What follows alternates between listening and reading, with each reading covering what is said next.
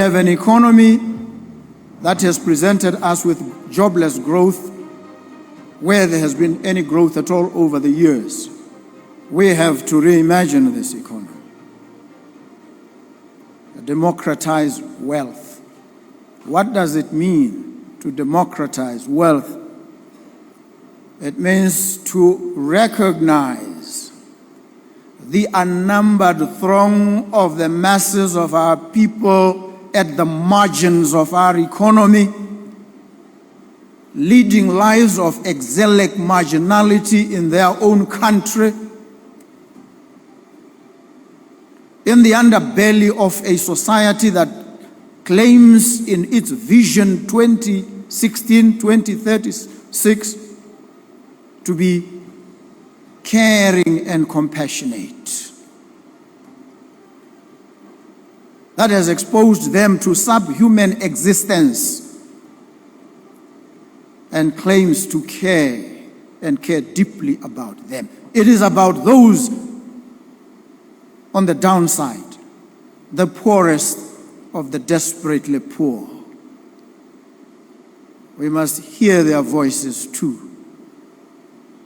Not just hear, we must heed their pleas, their conjurations, their visceral cries of pain and anguish at the lashings of the abject, the gruesome levels of poverty that we've subjected them to as a government.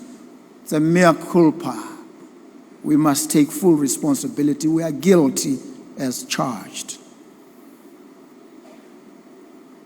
And we are here to openly acknowledge these faults, these foibles, these shortcomings, so that we begin to identify those creatures of flesh and blood that are languishing at the margins of the economy.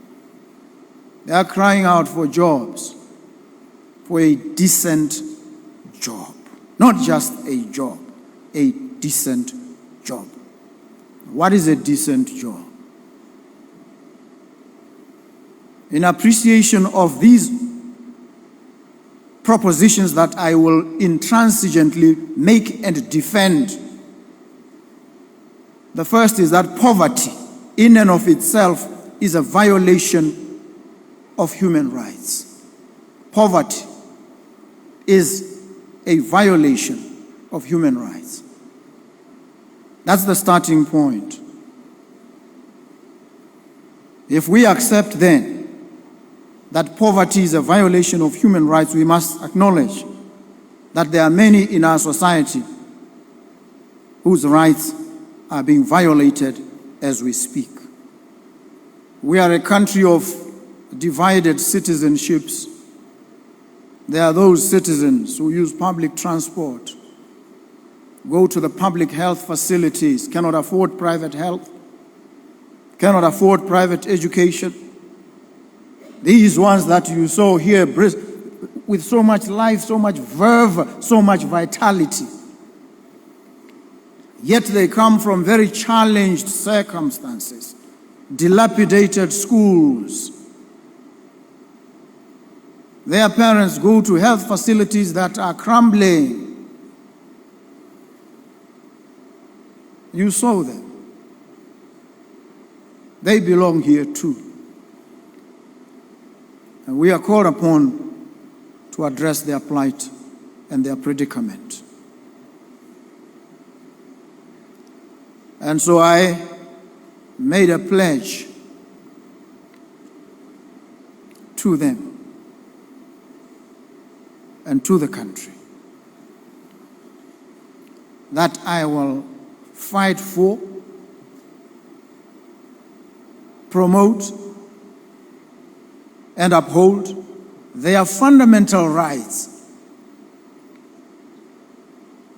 The right to a decent standard of living.